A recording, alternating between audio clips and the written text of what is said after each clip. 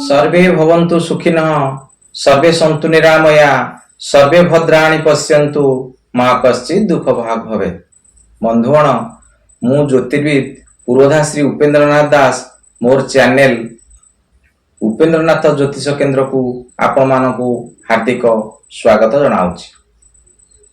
आसंतु बंधुगण आमे आज एक विषय उपस्थापना करिवा आउ एही विषय वस्तुटी है लग्न दोष और तार प्रतिकार। लग्न दोष कहले आमे कौन बुझिबा? लग्न दोष कहले आमे कौन बुझिबा? लग्नर अधिपति लग्नेश जदि बलहीन होइथाय बा नीचस्थ होइथाय बा अस्त हो जाइथाय बा 6, 8, 12 घरे बसी थाए तेबे लग्न दोषटी लागे। आउ यही लग्न दोषटी पुणी शनि जदि लग्नेश होई यही 6, 8, 12 घरे बसे तेबे से अधिक बलवान हो जाए।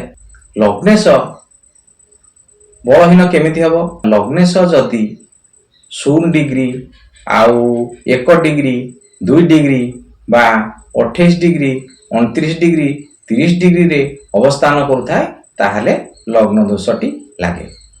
आ गोटे नियम है लग्नर आग घरे बा पछ घरे शनि किंबा राहु रहिले लग्न दोषटी लागे। मन करंतु लग्नेश आपणकर 3 नंबर घरे बसिचंती आउ तार आग घर किए हेबो 4 नंबर घर आउ तार पछ घर किए हेबो 2 नंबर घर। जदि तार आग घरे शनि थाए आ पछ घरे राहु थाए बा आग घरे राहु थाए आ पछ घरे शनि थाए तेबे लग्न दोषटी लागे। ताले लग्न दोषटीर नियम 3टी कौन है? आपण ये नियम 3टी को स्क्रीन पर टिपिक रखंतु। लग्नेश जदि बलहीन हैला नीचस्थ हैला अस्त हैला बा 6, 8, 12 घरे बसिला तेबे लग्न दोषटी लागिबो। आउ जदि लग्नेश 0 डिग्री आउ 1 डिग्री 2 डिग्री बा 28 डिग्री 29 डिग्री 30 डिग्री रे थाए तेबे लग्न दोषटी लागे। आउ लग्नेशर आगरे पछरे आग घरे आउ बा पछ घरे शनि किंबा राहु रहिले लग्न दोषटी लागे। आउ एही लग्न दोषटी लागिले व्यक्ति ता जीवन रे बहुत उठपड़ अवस्था रे रहे आउ कोनसी निर्दिष्ट स्थान रे स्थिर होई रही पारे नाही। आउ लग्न कौन? लग्न हो से जे ना स्वयं तार बल तार पराक्रम तार सबू से लग्नेश। आउ जातक कुंडलीटी रे लग्नेश होची प्रधानमंत्री। बुझतु लग्नेश होचंती प्रधानमंत्री। सबू ग्रह मानकु ताकर कंट्रोल करिवार क्षमता थाए। देखो सी जदि बलहीन हो जाइथिबे ताका पाखे बल नथिबो काहाकु कंट्रोल करियाकू आ सी तो निजे बलहीन अछंती आ कोन कंट्रोल करिवे। तेणु एभली अवस्था हुए बा से नीचस्थ अछंती नीच घरे अछंती से निजको सुस्थ मने करू नाहंती गोटे फल दबाकू। तेणु से केमिति बा समस्त विषय को कंट्रोल करिवे। सेही पर जदि पाप कर्तरी कोन आगरे पछरे जदि पाप ग्रह रहिथिबो तारे पाप कर्तरी रे से रहिले आ से निजको तो सुरक्षित मने करिवे नाही। तेणु से पीड़ित अवस्था रहिबे आउ भल फलटिए दवा देई पारिबे नाही। सेही परी आउ लग्न दोष रहिले व्यक्ति विशेष सब बेले मन दुख करी रहे आउ ताकू ए भली परिस्थिति सामना करिया पड़िबो जोटा से कहा आगे प्रकाश करि पारु नथिबो कि निजे सही पारु नथिबो। ए भलिया परिस्थिति रे तार जीवनटा गति करूथाय। आउ तार प्रतिकार पई मु किछि उपाय किछि पूजा पाठ आपनको बतौछि। आपण ताकू मने रखंतु आउ ई स्क्रीन उपरु ताकू टिपिक रखंतु। जदि मेष लग्न पई लग्न दोषटी लागिछि तेबे सी शिव पूजा टिए करंतु हनुमान पूजा टिए करंतु घरे हनुमान को फोटो रखि टिए पूजा करंतु हनुमान चालीसा टिए पाठ करंतु तेबे तांको लग्न दोष संपूर्ण तो कटिबो नाही। जो गोटा 70-80% आपण क्षय क्षतिर सम्मुखीन होतिबे ताहा 25-30% को खसी आसीबो। आउ निश्चित एटा वृष लग्न व्यक्ति विशेष माने घरे लक्ष्मी ଫଟୋଟିଏ ରଖି ପୂଜା କରନ୍ତୁ। ଆଉ ମିଥୁନ ଲଗ୍ନ ବିଶେଷ ବ୍ୟକ୍ତି ମାନେ ତାଙ୍କର ଯଦି ଲଗ୍ନ ଦୋଷ ରହୁଛି ତାହେଲେ ସେ ଗଣେଶ ବା ଦୁର୍ଗାଙ୍କର ମୂର୍ତ୍ତିଟିଏ ରଖି ପୂଜା କରନ୍ତୁ। ଆଉ କର୍କଟ ଲଗ୍ନ ବିଶେଷ ବ୍ୟକ୍ତି ବିଶେଷ ମାନେ ଟିକେ ଶିବ ପୂଜା କରନ୍ତୁ। ସିଂହ ଲଗ୍ନ ବ୍ୟକ୍ତି ବିଶେଷ ମାନେ ଟିକେ ସୂର୍ଯ୍ୟ ପୂଜା ବା ଶ୍ରୀରାମଙ୍କର ପୂଜା ଟିକେ ଘରେ କରନ୍ତୁ। ମୂର୍ତ୍ତିଟିଏ ରଖନ୍ତୁ, ପୂଜାଟିଏ କରନ୍ତୁ, ଫୁଲ ପାଣିଟିଏ ଦିଅନ୍ତୁ, ନିଶ୍ଚୟ ତାଙ୍କର ଲଗ୍ନ ଦୋଷରେ ପରିବର୍ତ୍ତନ ଆସିବ। କନ୍ୟା ଲଗ୍ନ ବିଶେଷ ବ୍ୟକ୍ତି ସେମାନେ ଗଣେଶ ପୂଜା ବା ଦୁର୍ଗା ପୂଜାଟିଏ କରନ୍ତୁ। ଦୁର୍ଗା ମୂର୍ତ୍ତିଟିଏ ଘରେ ରଖି ପୂଜାଟିଏ କରନ୍ତୁ ବା ଗଣେଶଙ୍କ ମୂର୍ତ୍ତିଟିଏ ରଖି ଘରେ ପୂଜା କରନ୍ତୁ। ସେହିପରି ତୁଳା ଲଗ୍ନ ବ୍ୟକ୍ତି ବିଶେଷ ମାନେ ଲକ୍ଷ୍ମୀ ପୂଜାଟିଏ କରନ୍ତୁ। ଆଉ ବିଛା ଲଗ୍ନ ବ୍ୟକ୍ତି ବିଶେଷ ମାନେ ଶିବ ବା ହନୁମାନ ପୂଜାଟିଏ କରନ୍ତୁ। ଆଉ ଧନୁ ଲଗ୍ନ ବିଶେଷ ବ୍ୟକ୍ତି ବିଶେଷ ବିଷ୍ଣୁ ପୂଜାଟିଏ କରନ୍ତୁ। ବିଷ୍ଣୁଙ୍କ ଉପରେ ଫୁଲଟିଏ ଦିଅନ୍ତୁ।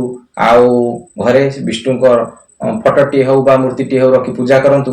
ଆଉ ମକର ଲଗ୍ନ ବ୍ୟକ୍ତି ବିଶେଷ ମାନେ ଶିବ ବା ହନୁମାନ ପୂଜାଟିଏ କରନ୍ତୁ। ଆଉ କୁମ୍ଭ ଲଗ୍ନ ବ୍ୟକ୍ତି ବିଶେଷ ମାନେ ଶିବ ବା ହନୁମାନ ମୂର୍ତ୍ତି ରଖି ଟିକେ ପୂଜା କରନ୍ତୁ। ଆଉ ମୀନ ଲଗ୍ନ ବ୍ୟକ୍ତି ବିଶେଷ ମାନେ ବିଷ୍ଣୁ ପୂଜାଟିଏ କରନ୍ତୁ। ଦେଖିବେ ନିଶ୍ଚୟ ଆପଣ ଲଗ୍ନ ଦୋଷର ବିଶେଷ କ୍ଷୟକ୍ଷତିକୁ ଆପଣ କମେଇ ଦେଇପାରିବେ। ଆଉ ଯେଉଁମାନେ ମୋର ଏହି ପାର୍ଟ ଗୁଡ଼ିକୁ ଦେଖୁଛନ୍ତି, ଯଦି ସେମାନେ ଏଥିରୁ କିଛି ଉପକୃତ ହେଉଛନ୍ତି ଆଉ ସେମାନେ ନିଶ୍ଚୟ ଲାଇକ୍ ଟିକେ କରନ୍ତୁ, ଆଉ ସେୟାର ଟିକେ କରନ୍ତୁ, ଆଉ ସବସ୍କ୍ରାଇବ କରନ୍ତୁ, ଯାହାଫଳରେ କି ମୋର ଆଗାମୀ ଅପଲୋଡ଼ ହେବାକୁ ଥିବା ଭିଡ଼ିଓ ଗୁଡ଼ିକ ସହଜରେ ଦେଖିପାରିବେ। ବହୁତ ପରିଶ୍ରମ, ବହୁତ କଷ୍ଟ କରି ଏହି ଏପିସୋଡ଼ ଗୁଡ଼ିକ ଆପଣମାନଙ୍କ ଉଦ୍ଦେଶ୍ୟରେ ମୁଁ ପାଠ କରୁଛି। ଆଉ ଆପଣ ଲାଇକ୍ ଟିକେ କଲେ ମୋତେ ବହୁତ ଆନନ୍ଦ ଅନୁଭବ ହେବ। ଆଉ ଜଣେ ଜାରକାର ବ୍ୟକ୍ତି ବିଶେଷ ତାଙ୍କର ଜାତକଟି ମୋ ପାଖକୁ ପଠାଇଥିଲେ। ସେ ବହୁତ ଅସୁବିଧା ଅନୁଭବ କରୁଛନ୍ତି। ଆଉ 2-3 ଜାଗାରୁ ଯେ କୌଣସି ଏକ ଛୋଟ ମୋଟ ଚାକିରି କରି ମଧ୍ୟ ସେଥିରୁ ଆତ୍ମସମ୍ମାନକୁ ବାଧିବାରୁ ସେ ସେଥିରୁ ବିରତ ରହିଛନ୍ତି। ଆଉ କୌଣସି ବ୍ୟବସାୟ କଲେ ମଧ୍ୟ କ୍ଷତିର ସମ୍ମୁଖୀନ ହେଉଛନ୍ତି। ସେ ମୋ ପାଖକୁ ଜାତକଟି ପଠାଇଥିଲେ ଟିକେ ବିଚାର କରିବାକୁ। ଆଉ ତାଙ୍କର ଜାତକଟି ଏଇଭଳିଆ ଥିଲା। ତାଙ୍କର ହେଉଛି ଧନୁ ଲଗ୍ନ, ଆଉ ତାଙ୍କର ଲଗ୍ନେଶ, ତାଙ୍କ ଲଗ୍ନେଶ କିଏ ହେବ? ଆମେ ତା ପୂର୍ବରୁ ପଢିଛେ ଧନୁ ଲଗ୍ନର ଲଗ୍ନେଶ ହବ ଗୁରୁ। ଗୁରୁ ତାଙ୍କର ଦ୍ୱିତୀୟ ଘରେ ଅଛନ୍ତି। ଆଉ ରାହୁ ତୃତୀୟ ଘରେ ଅଛନ୍ତି। ଆଉ ବୁଧ ଚତୁର୍ଥ ଘରେ ଅଛନ୍ତି। ରବି ଚତୁର୍ଥ ଘରେ ଅଛନ୍ତି। ପଞ୍ଚମ ଘରେ ଶନି ଅଛନ୍ତି। ଷଷ୍ଠ ଘରେ ଶୁକ୍ର ଅଛନ୍ତି। ଆଉ ନବମ ଘରେ କେତୁ ଅଛନ୍ତି। ଆଉ ଏଇଭଳିଆ ତାଙ୍କର ଜାତକଟି। ଏଥିରୁ ଆମେ ଦେଖିଲେ ଗୁରୁ ତାଙ୍କର ଅଛନ୍ତି 1 ଡିଗ୍ରୀ 43 ମିନିଟ୍ 20 ସେକେଣ୍ଡରେ ଗୁରୁ ଅବସ୍ଥାନ ଦ୍ୱିତୀୟ ଘରେ କରୁଛନ୍ତି। ଜାତକଟି ବିଶେଷ ବିଶ୍ଳେଷଣ କରିଲା ପରେ ଜଣାପଡ଼ିଲା ଯେ ତାଙ୍କର ଲଗ୍ନେଶ ଦୁର୍ବଳ ଅଛନ୍ତି। ଆଉ ଶନିଙ୍କର ଦଶମ ଦୃଷ୍ଟି ଗୁରୁଙ୍କ ଉପରେ ପଡୁଛି, ଯେ କି ସେ ଶନିଙ୍କର ଦଶମ ଦୃଷ୍ଟି ଗୁରୁଙ୍କ ଉପରେ ପଡୁଛି। ଗୁରୁଙ୍କର ଆଗ ଘରେ ରାହୁ ବି ଅଛନ୍ତି। ଦଶମାଧିପତି କର୍ମେଶ ସିଏ କିଏ? ଯଦି ବୁଧ ଯାଇ ଅଛନ୍ତି ମୀନ ରାଶିରେ ଅଛନ୍ତି, ଚତୁର୍ଥ ଘରେ ଅଛନ୍ତି। ଆଉ ବୁଧ ଅସ୍ତ ହୋଇଯାଇଛନ୍ତି। ଏଇଭଳିଆ ଜାତକଟି।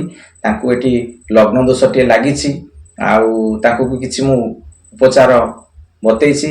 ତାଙ୍କରି ଉଦ୍ଦେଶ୍ୟରେ ଏହି ପାଠଟି କରାଯାଇଛି। ଆଉ ଏହି ଅଧ୍ୟାୟରୁ ସେ ବି ଆଉ କିଛି ଅଧିକ ବୁଝିପାରିଥିବେ। ହଉ, ଆପଣମାନେ ଯଦି ମୋର ଏହି ପାର୍ଟ ଗୁଡ଼ିକ ଦେଖି କିଛି ଉପକୃତ ହେଉଛନ୍ତି ତେବେ ଲାଇକ୍ ଟିକେ କରନ୍ତୁ, ଆଉ ସେୟାର ଟିକେ କରନ୍ତୁ ଅନ୍ୟମାନଙ୍କ ନଲେଜ ପାଇଁ, ଆଉ ସବସ୍କ୍ରାଇବ କରନ୍ତୁ। ପାଖରେ ଥିବା ବେଲ୍ ଆଇକନଟିକୁ ଟିପି ଦିଅନ୍ତୁ, ଯାହା ଫଳରେ ଆପଣମାନେ ମୋର ଆଗାମୀ ଭିଡ଼ିଓ ଗୁଡ଼ିକ ସହଜରେ ପ୍ରଥମେ ଦେଖିପାରିବେ। ଆପଣମାନଙ୍କର ଯଦି ଏହି ଜ୍ୟୋତିଷ ଉପରେ କିଛି ପ୍ରଶ୍ନ ଥାଏ ଆପଣ ମୋତେ କମେଣ୍ଟ ବକ୍ସରେ ଜଣାନ୍ତୁ।